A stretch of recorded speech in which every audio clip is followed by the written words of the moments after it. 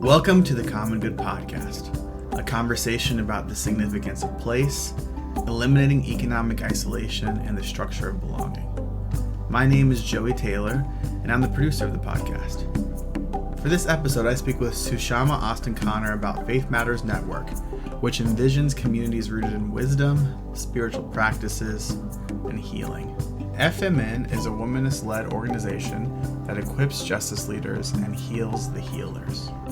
Also, Sushama will be the host for the upcoming series of Abundant Community Conversations with Peter Block, David Brooks, Parker Palmer, and many more.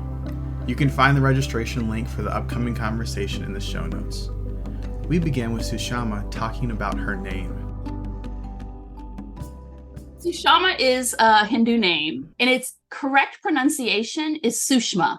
You'll see it with and without the A. And it means Lady of Grace or graceful lady, depending on who has done the definition. And it comes from a list of Hindu names that my parents had on hand when they were having me. I'm the eldest of four. And it's because a couple things. One is my mom is from Guyana by way of our family that is from India. And so what they wanted to do is to make sure that I felt a deep connection to my own roots. So Sushma became pretty Americanized and is now Sushama. And I think the way it shows up in my vocation, and I hope in my life, is that hopefully I'm graceful. Hopefully I'm living a life where grace is a part of the things that I do, that I'm offering grace and that I am giving grace in my walk with leaders and with faith leaders, which has been the bulk of my work over the last 20 plus years. And I decided, similarly to my parents, to name our eldest child Leek. And it's L-E-K-H. But again, we gave it a spin. We Americanized it a little bit. And I say Leek. So he's Robert Leek, after my husband. And Leek is a document or the act of writing. And so I just felt connected to writing in the moment that I knew he was coming. And so I said, I think Leek will be a great name for him after his dad, who's Robert Lee. But I didn't like Robert Lee. It made me think of Robert E. Lee. So I said to my wonderful husband, Rob, I said, how about Robert Leek? Because then you maintain the connection to you as his father, but we give him a little unique spin to it as well. So it's Robert Leek, and it's also a Hindu name. I know at Faith Matters Network, one of your all's core values is connection.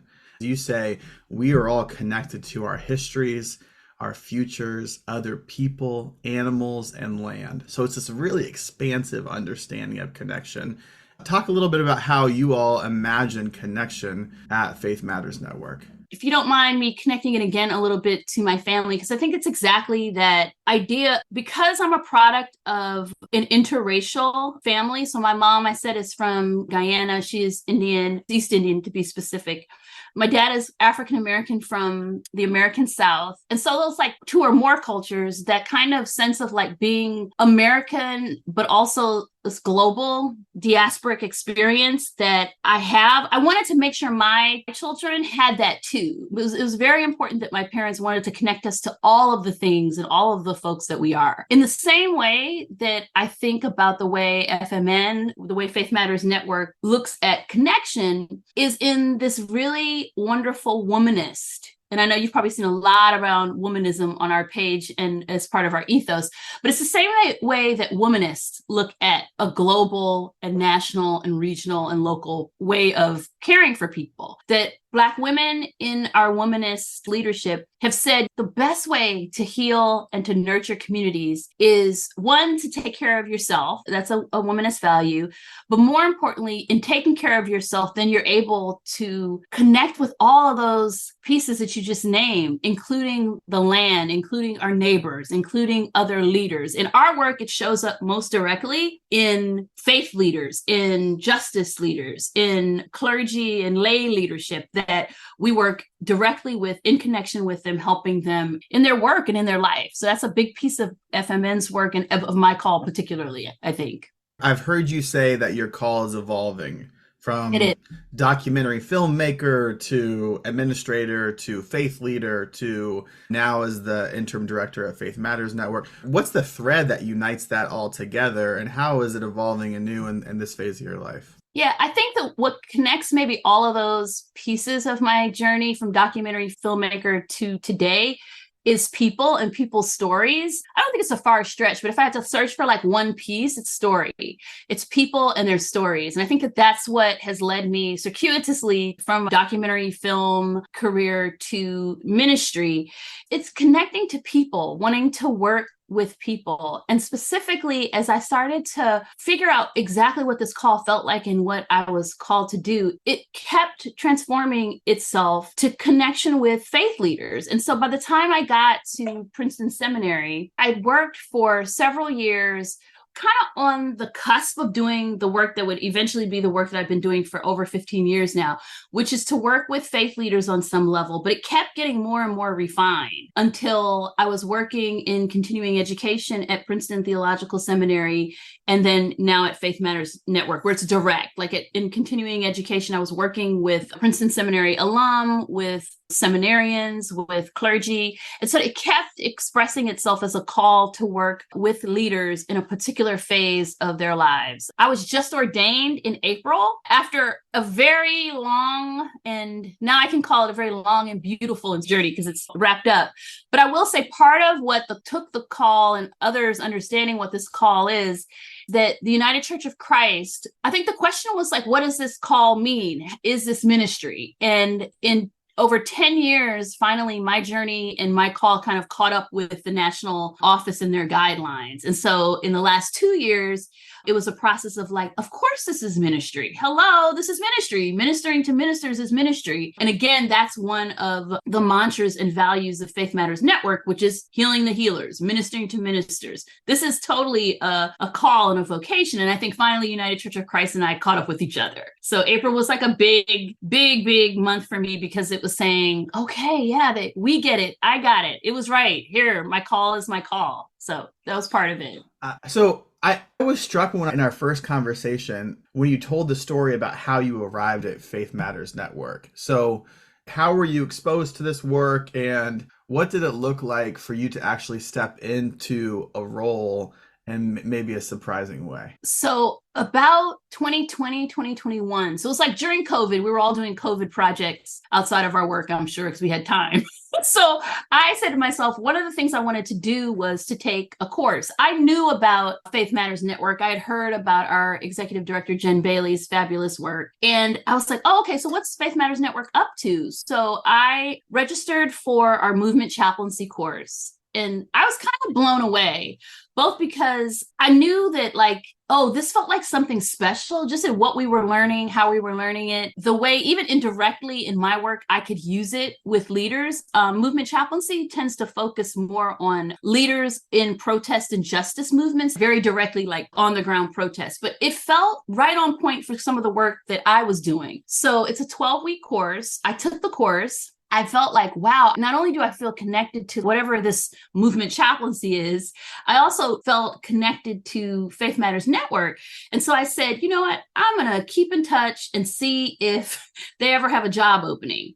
So in the first couple of months of me looking, I never saw like a job opening or anything tangible that I could sort of say, hey, I'd love to chat with you all. So I said, forget it. Since there's nothing coming up, I'm going to just send my resume, send an email, and really literally sent an email like, I see there's not a job in sight, but I wanted to connect with you all because I just love the work. It was actually not quite a year later, a role for the chief program officer came up on the website, and I thought, this is it. I think this is exactly the move. And here we are. But what was interesting about it is that it was a good year and a half of, you know, when you send your resume and it feels like it's going into a black hole. I never heard back. And then now it's a funny story among my colleagues because it's like, oh, you like always wanted to work here. And it's true. I was like, this feels like it matches my gifts and where I am and the kind of folks that I want to work with and work best with. So yeah, it feels like a good fit. And now I'm in interim executive director role while Jen is on maternity leave.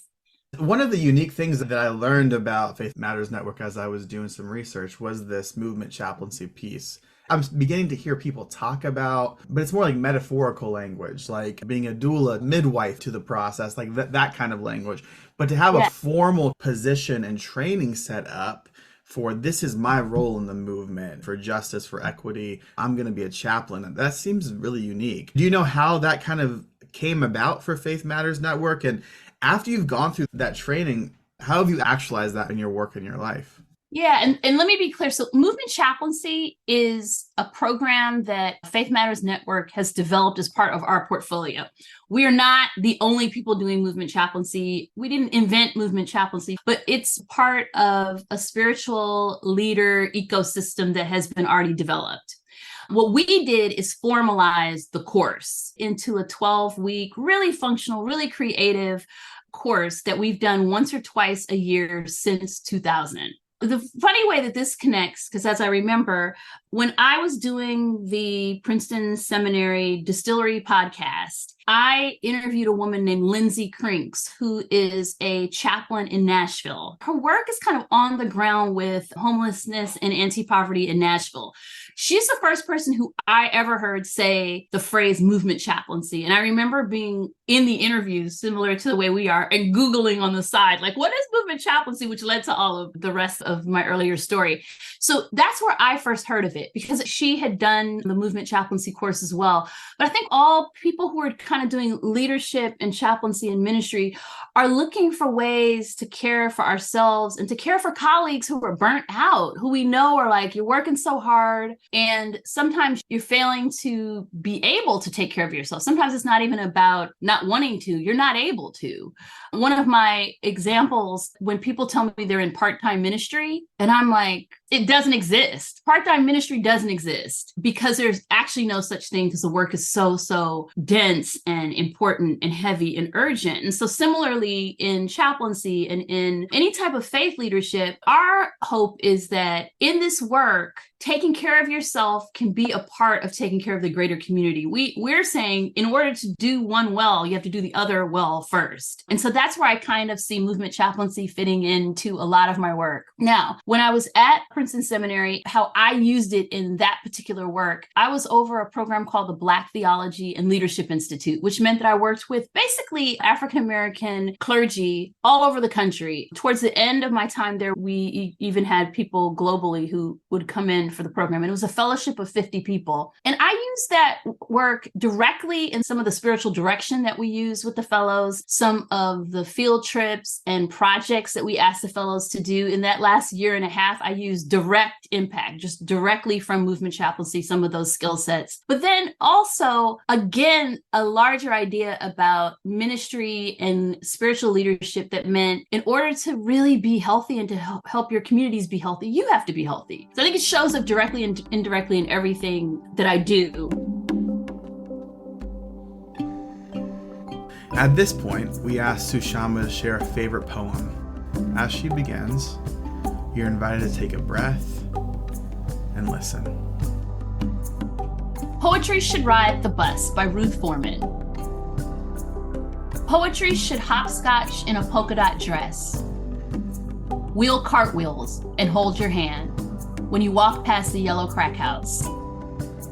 Poetry should wear bright red lipstick and practice kisses in the mirror for all the fine young men with fades shooting craps around the corner. Poetry should dress in fine plum linen suits and not be so educated that it don't stop in every now and then to sit on the porch and talk about the comings and goings of the world. Poetry should ride the bus in a fat woman's Safeway bag between the greens and chicken wings to be served with Tuesday's dinner. Poetry should drop by a sweet potato pie, ask about the grandchildren, and sit through a whole photo album on an orange plastic-covered lazy boy with no place to go. Poetry should sing red revolution love songs that massage your scalp and bring hope to your blood when you think you're too old to fight. Yeah, poetry should whisper electric blue magic all the years of your life, never forgetting to look you in the soul every once in a while and smile. Taking the cue from the poem, now the conversation shifts towards womanism. Faith Matters Network is coming from a very specific vantage point from this womanist perspective. And I'm not an expert on it, but the way that I understand it, and you should totally qualify this, is that it's a form of reflection that brings together class, gender, and race into this multi-layered theological analysis of what's happening in the world. And it's coming specifically from the perspective of Black women. What is that perspective exactly that Faith Matters Network is working from? I think it's a great question. You hit on a lot of the important points, but just to flesh it out a little bit more. So first of all, when we say we're womanist led, it is literal. A Black woman founded Faith Matters Network. Jen Bailey founded Faith Matters Network. And so we come from a perspective of a very particular Black woman who has a very particular understanding and belief in a womanist leadership model or womanist theology. And so that looks like much of what you just said in terms of womanism is a series of social theories. Womanism is interdisciplinary. And it comes from the lens, this is probably the most important part, it comes from the lens of lived and everyday experiences of Black women. So what I think catches people's attention is that these are Black women who, yes, they can be in the academy. Sure, the academy is who developed womanism, but it is for, and it is a model that we hope always translates to the everyday lives of everyday Black women as well. And so that perspective looks like all of us. That's why it's really like a community-wide understanding. It looks like all Black women. In my work and in Faith Matters Network's work, as I think about our leadership model, I also include women of color because our team specifically is women of color as well as Black women, with the understanding that we are Black women led and our executive team is Black women. And so there's that very particular lens. But I think it's important as people listen, if they're Googling or if they already know, it starts with the novelist Alice Walker, who coined the term womanist. In one of her poems and one of her short stories, she says womanish, but womanist as well. And I know Alice Walker's a little controversial, so I won't go there. But I will say, in womanist history, you cannot cancel Alice Walker. You can asterisk and sort of understand people in the fullness of who they are. They're very, very, very complicated. But there is not an ask or an understanding that Alice Walker should ever be canceled in any way. She's just a part of a history and she's a complicated person. So I'll set that aside. But from her womanist and womanish definition came a whole series of academic work and research that has found its way into several disciplines, but has really coalesced around womanist theology, like how we look and talk and deal with God and our communities through a womanist lens, through Black women's eyes. And in doing that, the ripple effect is that Black women never just care for ourselves and walk away. Black women are caring for themselves and families and communities and churches and always have. And so that's the lens that this comes from. So it makes sense that our work is in nurturing because it's kind of what we do with the grace, as we talked about too, with tremendous grace, but also when we don't even think about it with a real sense of leadership. I mean, it's a leadership role, even when you don't think about it, as we lead families and as we lead in our communities. So womanism in deep ways is how connected Black women are to themselves and to their wider communities. But it is about everyday women and everyday experiences. And each of the foremothers of womanist theology pulled from that. And so there's this great phrase, God talk. I think it starts with Dolores Williams. And this God talk is basically prayer, is how we talk to God and how we interact with God. But womanists say God talk. So even something like that feels intimate in a different way. Prayer is intimate inherently, but it feels like God talk, how we theologize, how we talk, how we pray, the way in which that we interact in religious spaces is God talk. That is a definition that feels like everybody can use it, the academic and then the everyday person. And so that to me is a great example of like womanist theology on the ground, how it works, how it can work for people on the ground. So this connects to the work that you all are doing, but also to the work of Howard Thurman. Some of what you're saying and some of what he says is so much of this liberative journey is about external freedom. And the womanist mothers and Howard Thurman are inviting us to a quality of inner life that precedes and allows for the external freedom to take place. How do you think about the inner life, and what practices would you suggest from a womanist perspective for people who are involved in this work of justice? I think womanists are really clear about a prayer life. So hence the God talk that I just talked about. I think we are really clear about places of some solace and respite. I think that what I've seen, especially like younger womanists, and I'm not so old, but younger than me, younger womanists are very good about the practice of boundaries, setting them. My generation's not so good at that. I'm still of a generation that, like, we say, yeah, even if that's probably not a good day for us, or, the work is a little much that day, we would still say, yeah. No, womanists of a younger generation are very good at boundaries and of setting them, and of basically saying to you, you should set some too. And so I think that feels different. Maybe you wouldn't call it a spiritual practice or a discipline, but I think it is, because it's something that we're having to practice and act on. Like this idea of saying, maybe I can't do that much that day, which we know from history and novels and stories that Black women take on a lot, that there's a superhero, kind of superwoman piece to Black womanhood that has been unfair, but it's a part of the stereotype of a Black woman sort of holding it all. And so I think those disciplines and practices are always struggling to make sure that the stereotypes and unrealistic standards are broken down a little bit. Nobody is a superwoman. That's not a compliment. A newer generation would say that's totally not a compliment.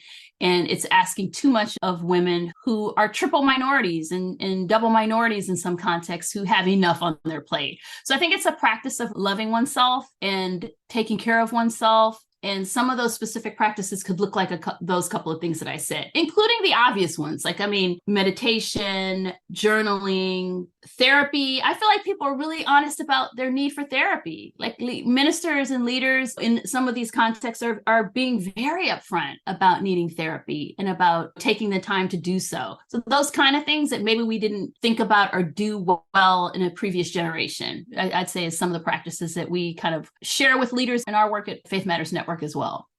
We talk a fair amount on this podcast about leader as convener or leader as host, instead of leader as the superwoman or superman who is expected to carry everything. Unpack a little bit about how you or Faith Matters Network thinks about leadership. What is leadership for you all?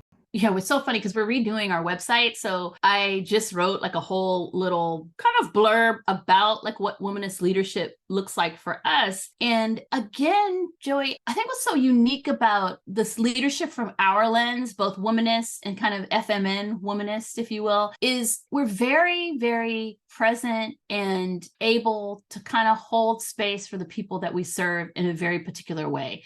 And this also plays out in actually how Faith Matters Network is run itself. So it's, yes, who we serve. So there's a leadership piece. It's who we serve, spiritual change makers, faith leaders, clergy. It's that piece, but it's also how Faith Matters Network specifically runs itself. What Jen has done beautifully is to create a womanist environment in the way that we lead internally as well. For example, very specific practices and ideas like Fridays off during the summer, because it's important to take a break. Our work is very travel heavy, but in August, we kind of take what Jen calls a sacred pause. It's not a unique term, but for our work, the sacred pause is like August, we're working, but maybe you're not traveling once a week this month. That's how that looks. It looks like in all of our HR work, we're very clear about how we interview. Is the process fair? Does the process make sure that the people we're interviewing are able to come as their full selves? Or is it like some awkward thing where it's not beneficial to the person we're interviewing? It's little things, little ways that are big ways of interacting with people to show fairness and to just say to the other person, we actually see you. This is not a place where you just work and my kids say bots, you work and you're just a bot. They're 13 and 15, so they say bot. But what you work in an environment where people aren't bots. They're not numbers. They're not just like people you just sort of like, oh, that's who work here. That's the team. No, we're actually very intentional. Like this team is really, really trying to lead in womanist ways. And it shows up in, I think, our daily practices. It shows up in meetings, in the way we check in with each other. So we're doing it internally and externally, leading with a Black woman's like lens and perspective and ideals. You and I are about to work together on this conversation series that we're going to do with Peter Block and David Brooks and Parker Palmer and hopefully a lot of other people. So you're not allowed to answer that for this question. But as you get into the work of Faith Matters Network more and more, and now you're the interim executive director, what is exciting you about this phase of your work? Is there something on the horizon that you're really juiced about and ready to make happen? A couple of things come to mind. When I came to this role, first as chief program officer, and then now, I was looking for a different way of interacting with the people that I've served over the years. When I say that, I mean, I was looking to be broader in my vision, to be able to like vision for a place like Faith Matters Network. So I want to still be connected to the people that we serve in particular ways, but also I wanted to vision some of the programming differently, which it wasn't an opportunity I had before. So this provides an opportunity to vision our different program areas. We have 3 different program areas that we are refining. We just finished a strategic plan. So it feels like, oh, okay, we got these 3 fantastic program areas, one of which is movement chaplaincy, which we talked about. One is learning journeys, which is Faith Matters Network's kind of cohort model in learning communities. And then the third is spiritual innovation, which has become a really important program area that we're now developing. I think this is what's so exciting about the work. It's a program area that is going to be focused on Black women. For example, we're going to be doing a Black women's incubator. So that's why it's kind of, all of it's from the lens of a Black woman. This particular program area is going to focus on an incubator for Black women, which would be giving grants to women for projects. That's just as amazing because it seems so like rooted to the womenist perspective. Womanism was an innovation from Black women. So to turn back to that as an incubator is incredible. Any little like expressions of innovations or thing that you've already seen taking place that you're trying to put your weight behind as Faith Matters Network? Anything that you can let us in on? This is what I'm answering your question about what I'm excited about, because we're just creating it. So I don't have a particular project that I am thinking about, but I have lots of, we're doing a landscape analysis. So we have women and folks in our community and networks that we're looking at to say, you're doing innovative ministry. So we just are in the midst of a landscape analysis looking at some ideas of like folks who are doing great work in this area that we can kind of say, lend us to your network, share this idea with folks, because we want these folks to perhaps apply for, we're going to be able to offer pretty significant grants for projects. And this will probably happen in the next, I'd say 2024, 25. So that's what's exciting me about the work now is the building of this spiritual innovation program area. And you're right, it's directly rooted in womanist values. Totally, yeah. And I was reading about your DMin. It's like right in line with the feminine work. Yeah, I didn't even talk about the DMin work, but it's right in line. It's a framework called Liberative Wellness that was kind of framework I used to think about my own call and ministry. And then I interviewed 10 women. It was actually 12, but I ended up using the bulk of the 10 interviews to look at this framework that looks exactly at the interdisciplinary piece of, it's womanist, but it's also like looking at the different ways that race and class and gender play into how we lead in our ministry and the kind of the pains of that work too. Like for liberative wellness, one of the main questions, and I had put together just this list of questions. I had a phenomenal advisor at Drew University, Tracy West. She kept pushing me to go deeper. She was like, you're surface. You have a story like in here, in your heart. Mm-hmm. You need to like push. So eventually I had this really crazy phone call with my youngest sister, and she asked me, and we weren't talking about my dissertation, but she asked me, where do you go to collapse? And I was like, nowhere. I don't have anywhere I can't collapse. If I collapse, things collapse. And after we got off the phone, I thought, that's the question.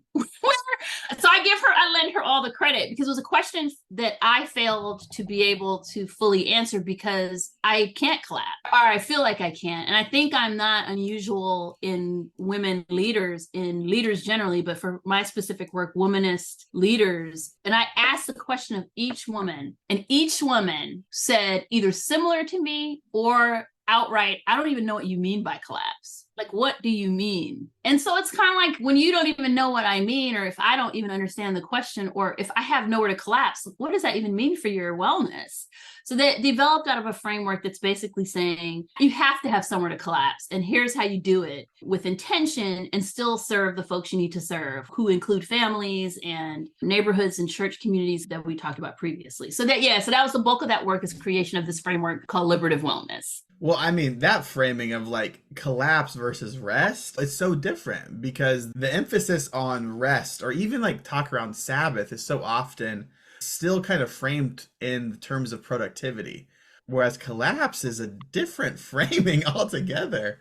Sometimes you need to collapse. Where do you go to collapse? And none of us had a good response. And I think that is so telling. And it is basically the sort of nugget, the question of my whole dissertation project. It was kind of like, hey, you go nowhere because we don't have a place to collapse. And then how do you unfold and unpack that and say, no, you actually have to. And to your point, I think it's quite different than rest. We kind of understood we need Sabbath, but people thought that even rest and Sabbath meant, I don't know, spa day, which also feels different. Everybody needs a good spa day. I'm all about spa day. However, that feels different than Sabbath or rest, which feels different than collapsing because you just can't do it anymore. Okay, I got to ask you then, where do you go to collapse?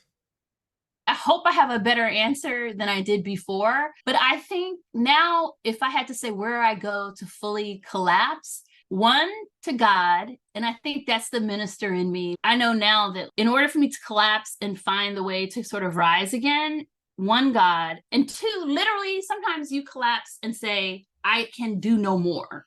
I'm collapsing in this bed or in this space or in wherever. And I'm saying to myself, I can do no more. And I'm saying to others, not today.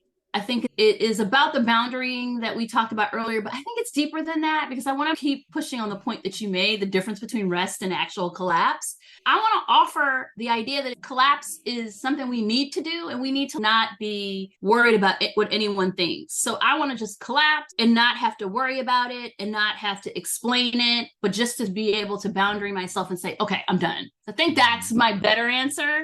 It's not the best, but it's kind of where I lean towards now. It feels like the attachment to shame with the collapse is a really significant thing. How do you get rid of the shame? Like, of course, you need a space to collapse. I need a space to collapse. And there gets to a point where I can't do anything more. And how do I do that in a way that says I'm a full human and I don't need to be ashamed of that? Yep. And then not needing to qualify it. Do I need to explain to everybody why I just can't do it anymore? I feel like I do. Part of the shame, part of the experience of being in a family or in a workplace, but you don't really need to. Sometimes you just need to collapse. Thanks for listening. Check out the show notes for more information about Sushama and Faith Matters Network. You can also find the link for our next Abundant Community conversation with Peter Block and David Brooks on September 14th. This episode has been produced by me, Joey Taylor, and the music is from Jeff Gorman.